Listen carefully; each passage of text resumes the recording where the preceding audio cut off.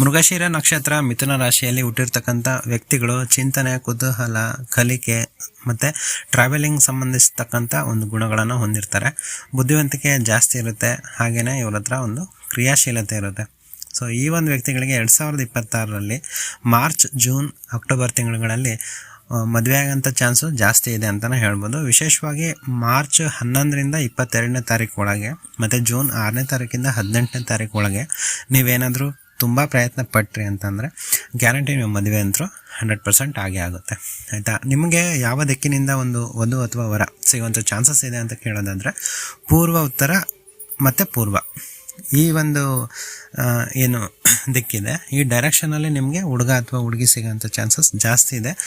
ಪರ್ಟಿಕ್ಯುಲರಾಗಿ ಯಾವ ಊರಿಂದ ಸಿಗ್ತಾರೆ ಅಂತ ನಿಮಗೇನಾದರೂ ಡೌಟ್ ಇದ್ದರೆ ನೀವು ನನಗೆ ಕಾಮೆಂಟ್ ಮುಖಾಂತರ ನಿಮ್ಮ ಒಂದು ಡೇಟ್ ಆಫ್ ಬರ್ತು, ಟೈಮು ಮತ್ತು ಹೆಸರನ್ನ ಕೊಟ್ಟರೆ ನಾನು ಪಕ್ಕ ಹೇಳ್ಬಿಡ್ತೀನಿ ನಿಮಗೆ ಇದೇ ಊರಿಂದನೇ ನಿಮಗೆ ಹುಡುಗ ಅಥವಾ ಹುಡುಗಿ ಸಿಗ್ತಾರೆ ಅಂತ. ಅದಕ್ಕೇನು ಯಾವುದೇ ರೀತಿಯ ಫೀಸ್ ಇರೋಲ್ಲ, ಉಚಿತ ಆಗಿರುತ್ತೆ.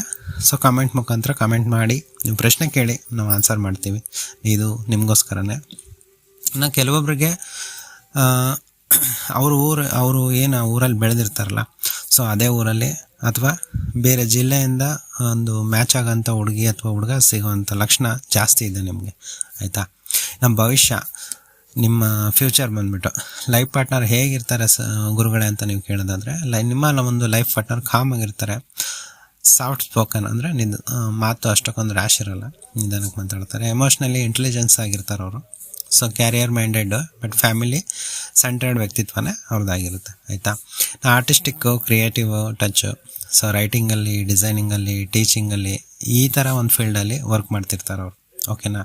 ಸೊ ರೈಟಿಂಗ್ ಅಂತಂದರೆ ಬರವಣಿಗೆ, ಸೊ ಪತ್ರಕರ್ತ ಆಗಿರ್ಬೋದು, ಡಿಸೈನಿಂಗ್ ಅಂದರೆ ಆರ್ಟಿಸ್ಟ್ ಆಗಿರ್ಬೋದು, ಇಲ್ಲ ಇಂಟೀರಿಯರ್ ಡಿಸೈನ್ಸ್ ಕೂಡ ಆಗಿರ್ಬೋದು, ಇಲ್ಲ ಕಂಪ್ಯೂಟರ್ ಡಿಸೈನರ್ಸ್ ಕೂಡ ಆಗಿರ್ಬೋದು, ಇನ್ನು ಟೀಚಿಂಗ್ ಫೀಲ್ಡಲ್ಲಿ ಕೂಡ ಇರ್ಬೋದು ಅಂತಲೇ.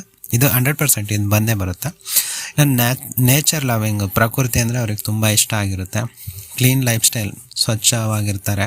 ಸಿಂಪಲ್ ಡ್ರೆಸ್ಸಿಂಗ್ ಸೆನ್ಸ್ ಇರ್ತಕ್ಕಂಥ ವ್ಯಕ್ತಿ ನಿಮಗೆ ಸಿಗೋಂಥ ಚಾನ್ಸಸ್ಸು ಜಾಸ್ತಿ ಇದೆ. ಅವರ ಒಂದು ಲೈಫ್ ಸ್ಟೈಲ್ ಹೇಗಿರುತ್ತೆ ಗುರುಗಳಂತ ನೀವು ಕೇಳೋದಾದರೆ ಸಿಂಪಲ್ ಆಗಿರ್ತಾರೆ, ಪ್ಲಸ್ ಕ್ಲಾಸಿಯಾಗಿ ಇರ್ತಾರೆ. ಫ್ಯಾಮಿಲಿ ಡಿಸಿಪ್ಲಿನ್ ಆಗಿರುತ್ತೆ. ಮಾರ್ನಿಂಗ್ ರೊಟೀನ್ ಏನಿದೆ ಅದು ಮಾಡ್ತಿರ್ತಾರೆ. ಡೆವೋಷನಲ್ ಗ್ರೌಂಡಿಂಗ್ ಅಂದರೆ ಒಂದು ಧಾರ್ಮಿಕ ಭಾವನೆ ಇರ್ತಕ್ಕಂಥ ಫ್ಯಾಮಿಲಿಯಿಂದ ನಿಮಗೆ ಹುಡುಗ ಅಥವಾ ಹುಡುಗಿ ಸಿಗುವಂಥ ಚಾನ್ಸಸ್ ಜಾಸ್ತಿ ಇದೆ. ಅವ್ರದ್ದೆಲ್ಲ ಟೋಟಲ್ ಸೆಟ್ಲಾಗಿರ್ತಕ್ಕಂಥ ಫ್ಯಾಮಿಲಿನೇ ಬಂದಿರ್ತಾರೆ. ನೀವು ಇಷ್ಟಪಡ್ತೀರಾ, ಅವರು ಕೂಡ ನಿಮ್ಮನ್ನು ಇಷ್ಟಪಡ್ತಾರೆ. ಮದುವೆ ಆದಮೇಲೆ ಹೇಗಿರುತ್ತೆ ನಿಮ್ಮ ಲೈಫ್ ಅಂತ ಅಂದರೆ ಕಮ್ಯುನಿಕೇಷನ್ ಬೇಸ್ಡ್ ಬಾಂಡಿಂಗ್ ಜಾಸ್ತಿ ಇರುತ್ತೆ. ನಿಮ್ಮ ಮಧ್ಯೆ ನಿಮ್ಮ ವೈಫ್ ಮಧ್ಯೆ ಅಥವಾ ನಿಮ್ಮ ಮಧ್ಯೆ ನಿಮ್ಮ ಹಸ್ಬೆಂಡ್ ಮಧ್ಯೆ ತುಂಬ ಚೆನ್ನಾಗಿರುತ್ತೆ ಹೊಂದಾಣಿಕೆ.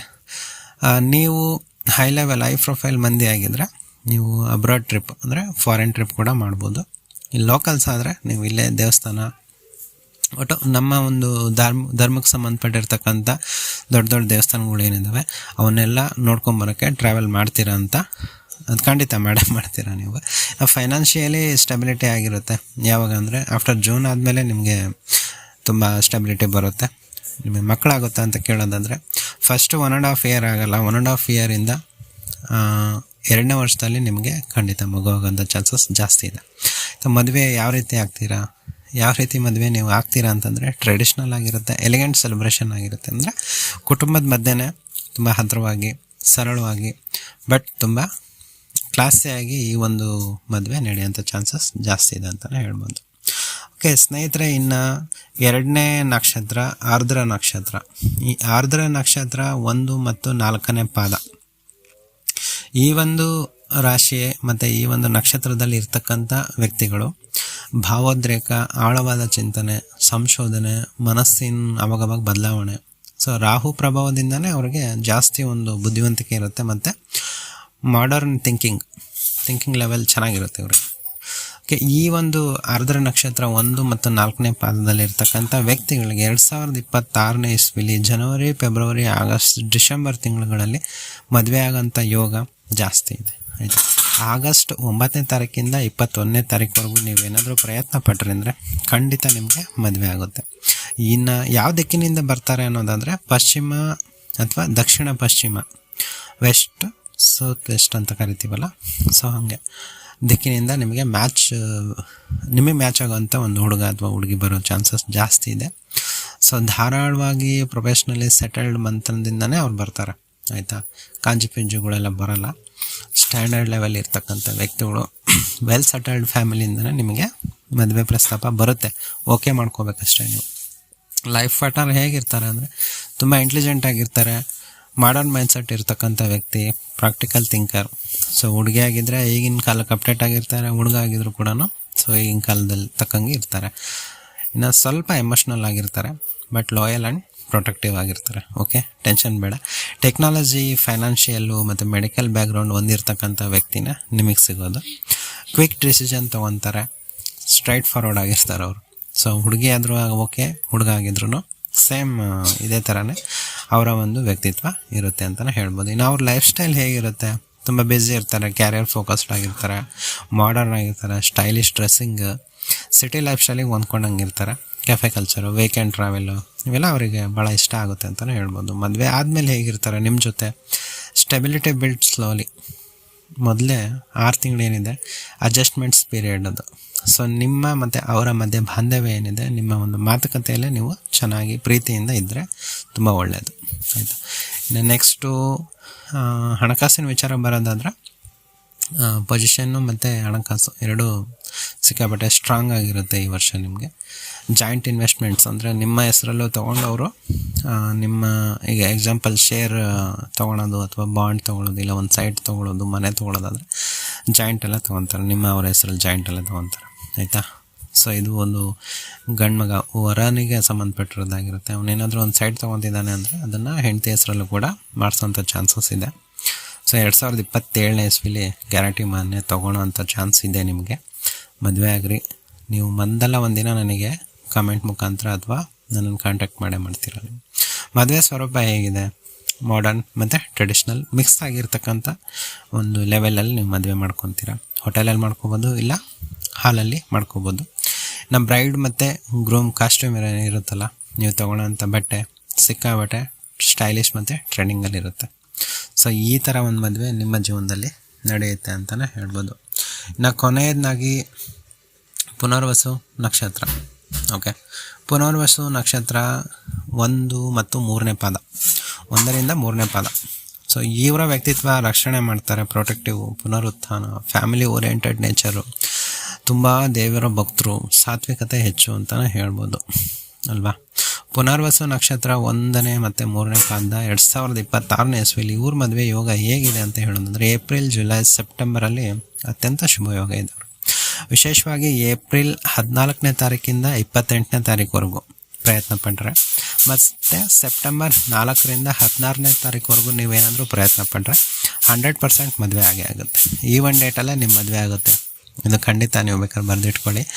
ನಿಮಗೆ ಬರ್ತಕ್ಕಂಥ ವ್ಯಕ್ತಿ ಉತ್ತರ ಪಶ್ಚಿಮ ಈ 2 ದಿಕ್ಕಿಂದ ಬರೋಂಥ ಚಾನ್ಸಸ್ ಜಾಸ್ತಿ ಇದೆ.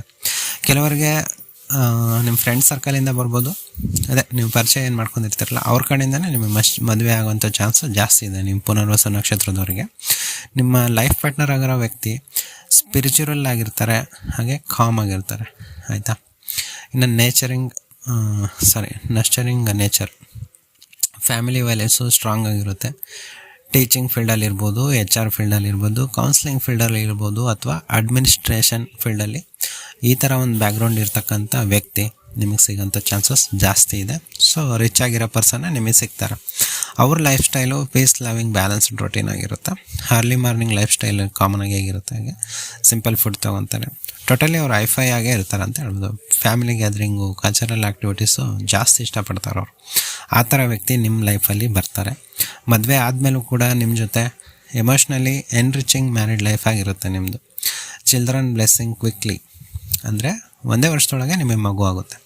ಫೈನಾನ್ಷಿಯಲ್ ಗ್ರೋತು ಸ್ಟಡಿ ಆಗಿರುತ್ತೆ, ಕನ್ಸಿಸ್ಟೆಂಟ್ ಆಗಿರುತ್ತೆ, ಏನು ತೊಂದರೆ ಇರೋಲ್ಲ. ಓವರಾಲ್ ಆಗಿ ಹಾರ್ಮೋನಿ ಬ್ಲೆಸ್ಡ್ ಲೈಫ್ ಅಂತಲೇ ಹೇಳ್ಬೋದು. ಮದುವೆ ಯಾವ ಥರ ನೀವು ಮದುವೆ ಆಗ್ತೀರಾ ಅಂತಂದರೆ ಟ್ರೆಡಿಷ್ನಲ್ ಸೌತ್ ಇಂಡಿಯನ್ ಸ್ಟೈಲಲ್ಲಿ ನೀವು ಮದುವೆ ಆಗ್ತೀರಾ.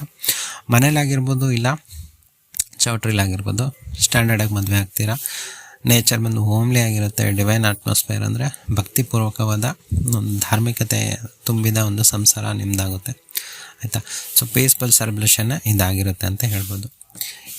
ಟೋಟಲಾಗಿ 2026ನೇ ಇಸ್ವಿಲಿ ಮಿಥುನ ರಾಶಿ ಒಟ್ಟಾರೆ, ನಾನು ಆ ನಕ್ಷತ್ರ ಈ ನಕ್ಷತ್ರ ಅಂತಲ್ಲ, ಟೋಟಲಾಗಿ ಹೇಳ್ಬೇಕಾದ್ರೆ March, April, June, August, September ಮತ್ತು ಡಿಸೆಂಬರ್ ಈ ಒಂದು ತಿಂಗಳಲ್ಲಿ ಮದುವೆ ಆಗುವಂಥ ಚಾನ್ಸಸ್ಸು ಮಿಥುನ ರಾಶಿಯವರಿಗೆ ಜಾಸ್ತಿ ಇರುತ್ತೆ. ನಿಮಗೆ ಮದುವೆ ನಕ್ಷತ್ರಗಳು ಅಥವಾ ಕೆಲವೊಂದು ಸಂಬಂಧ ಬಂದು ಅವು ನಿಮ್ಗೆ ಒಪ್ಕೊಳ್ಳೋಕ್ಕೆ ಯಾವ ಟೈಮಲ್ಲಿ ನಿಮಗೆ ಒಪ್ಕೊಳ್ತವೆ ಅಂತ ಹೇಳೋದಾದರೆ, ಮಾರ್ಚ್ ನಿಮಗೆ ಮೇಯ್ನ್ 11, 16 ಮತ್ತು 21ನೇ ತಾರೀಕು, ಏಪ್ರಿಲ್ 15, 22, ಜೂನ್ 12 ಮತ್ತು 17, ಆಗಸ್ಟ್ 10, 18, 20, ಸೆಪ್ಟೆಂಬರ್ 9 ಮತ್ತು 14, ಡಿಸೆಂಬರ್ 5, 12, 19 ಈ ಒಂದು ತಿಂಗಳಲ್ಲಿ ನೀವು ಜಾತಕನ ತೋರಿಸಿ ಅವರಿಗೆ ನಿಮಗೆ ಮ್ಯಾಚ್ ಮಾಡ್ಕೊಂಡು ಇದೇ ಡೇಟಲ್ಲಿ, ನಾನು ಹೇಳಿರೋ ಡೇಟಲ್ಲಿ ನೀವು ಮದುವೆ ಆದರೆ ಖಂಡಿತ ನಿಮ್ಮ ಒಂದು ಲೈಫು ತುಂಬ ಸ್ಟ್ರಾಂಗ್ ಆಗಿ ಬಿಲ್ಡ್ ಆಗುತ್ತೆ ಅಂತ ಹೇಳ್ತೀನಿ, ಆಯಿತಾ.